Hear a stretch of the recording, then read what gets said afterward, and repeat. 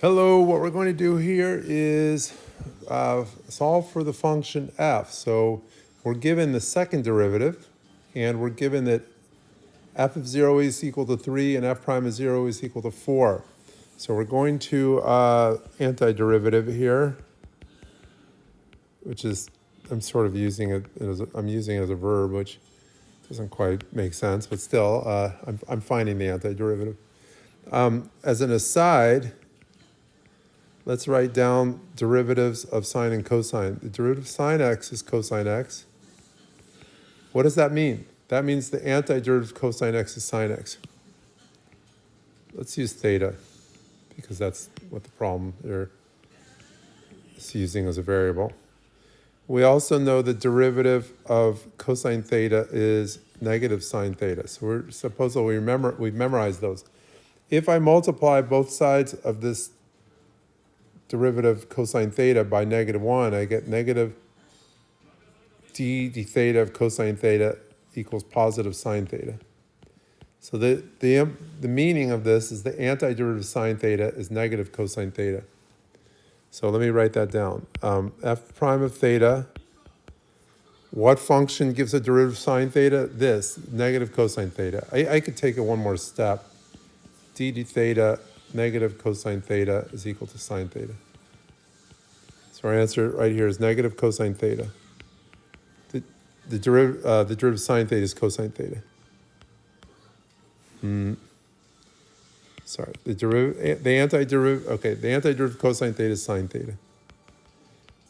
All right, so I get that, and now I'll find C, and I'll use that f prime of 0 is equal to 4. So that's my main tool for doing that. Okay, so I have, not main tool, that's just the thing I have. That's the information I have. So 4 equals f prime of 0 equals negative cosine 0 plus sine 0 plus c. Well, do you know what cosine 0? It's 1.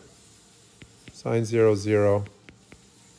So 5 is equal to c. F prime of 0 is equal to negative cosine 0, cosine theta plus sine theta plus 5. Why am I saying that? Because here's c right here. Well, I just found out that c is equal to 5. I'm using the unit circle along the way. Maybe I should have used graph paper, but anyway, it doesn't look so good. Okay, so I'm using the unit circle to determine that when theta is 0, the x-coordinate is 1, the y-coordinate is 0. So this gives cosine 0 equals 1, sine 0 equals 0. Okay, that's how one way to find what cosine 0 and sine 0 is. Now we'll find the antiderivative. And so I get f of theta is, well, let's just leave the negative out of this. Again, the derivative of sine theta, going over to the right, the derivative of sine theta is cosine theta. So the antiderivative of cosine theta is sine theta. And now we go over, I'll just color in for a moment. I'm going to erase the coloring in, but the derivative of negative cosine theta is sine theta. So the antiderivative of sine theta is negative cosine theta. I'll write that down. Then we come to 5. The antiderivative of 5 is 5 theta. A lot of people write x by mistake. And I just put plus c, but I don't want to use c. I want to use d. I could do c sub 1 and c sub 2. So it sort of looks messy the way I did this highlighting here, but oh well. Could improve upon that, but anyway. Okay, let's just keep moving on here. And what we're going to do now is we're going to find d. And we're going to use that f of 0 equals what? F of 0 equals 3. So I write, that's given. So I have up above here, given that f of 0 is equal to 3, right? So I'm going to use that there. All right. And so I have 3 equals f of 0 equals negative sine 0 minus cosine 0 plus 5 times 0 plus d. So 3 equals sine 0, 0, negative sine 0, 0. Okay, then negative cosine 0, well, cosine 0 is 1, plus 0 plus d, so d is equal to 4. And so now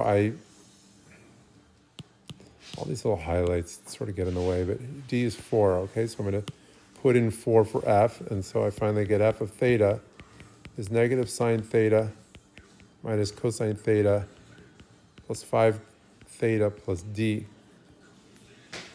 And that does the job, but I feel like I can make this a little more, just look a little better. So that's it. All right, let me put down, finally highlighting this. Oh, that was not intended. Like, looks like I have a trapezoid there shape for my answer. Okay, and so that's it. That's